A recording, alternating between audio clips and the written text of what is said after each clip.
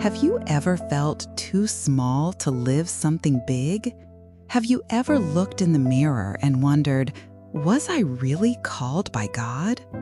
Have you ever walked into a room and felt like you didn't belong, as if every glance silently whispered, who do you think you are? If you've ever felt that, you're about to hear one of the most important messages of your life. And today, heaven has a message just for you, a truth that will strengthen you, remind you of who you are, and reignite the purpose God has placed in your hands. Because this isn't about fame, visibility, or being on a stage. It's about identity. And what God wants to tell you today is this: you are the woman I want you to be. The greatest attack the enemy will launch against you will not be against your body and not against your finances. It will be in your mind, and more specifically, in your identity. Because the devil knows a woman who knows who she is in God is dangerous. She prays with authority. She walks with confidence. She doesn't sell herself for compliments, and she's not destroyed by rejection.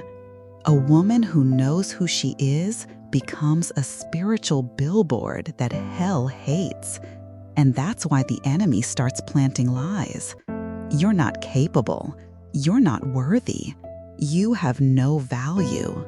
How many times have you believed those lies without even realizing it? But today, God is going to rewrite your story. He's going to remind you of who you are. David was the youngest, the smallest, the forgotten one. While his brothers were out at war, he was tending sheep. But God saw him in the place no one else did. One day, David's father sent him to bring bread and cheese to his brothers. He arrived in the middle of the battlefield, but instead of war, he found an army paralyzed by fear. Everyone was afraid of Goliath. Everyone except David. And then comes the first attack, not from the enemy, but from his own family. His brother says, "Why did you come here? Who did you leave those few sheep with? You're arrogant. Your heart is wicked." Look at that. 3 direct attacks on David's identity. He was belittled, despised, and accused. But you know what he did? He ignored it. Because when you know who you are, you don't need to prove anything to anyone. David knew, I was called for this. That giant is going down. And it did. Maybe you've also been belittled by someone in your own house. Maybe they said, you don't have what it takes for this. But God doesn't see the way man sees. He doesn't look at the outward appearance. He looks at the heart. And today, He is raising you up as a woman who knows who she is. David defeated the giant, but the real victory happened before that, when he refused to give in to doubt about who he was. Paul was once Saul, a murderer, a persecutor, a man feared by Christians. But one encounter with Jesus changed everything.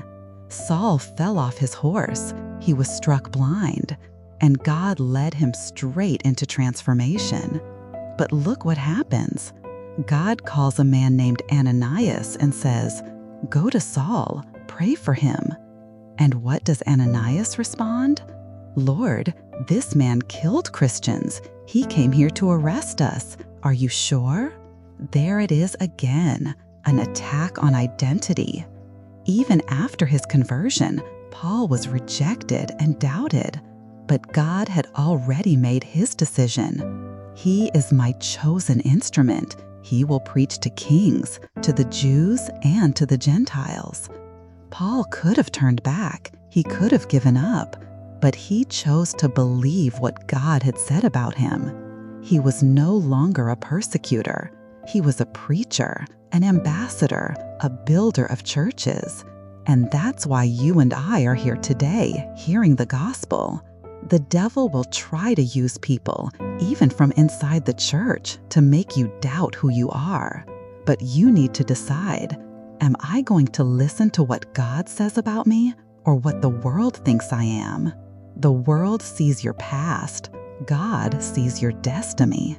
The world sees your fall. God sees your redemption. Who you are has already been written in heaven. Jesus was in the wilderness fasting for 40 days when Satan appeared. And what did he say? If you are the Son of God. Look at the attack on identity, not on miracles, not on wisdom, on identity. Because the devil knew, if he knows who he is, I am defeated. And Jesus answered him with the word. Now look again at the end of his ministry on the cross. The thief beside him says, if you are the Christ, save yourself. Same tactic, same lie. But Jesus already knew who he was. And because he knew, he endured. He didn't need to prove anything. He didn't react because he was rooted in what the Father had already declared. Now look at yourself. How many times have you tried to prove that you were good enough? How many times have you fought just to be accepted?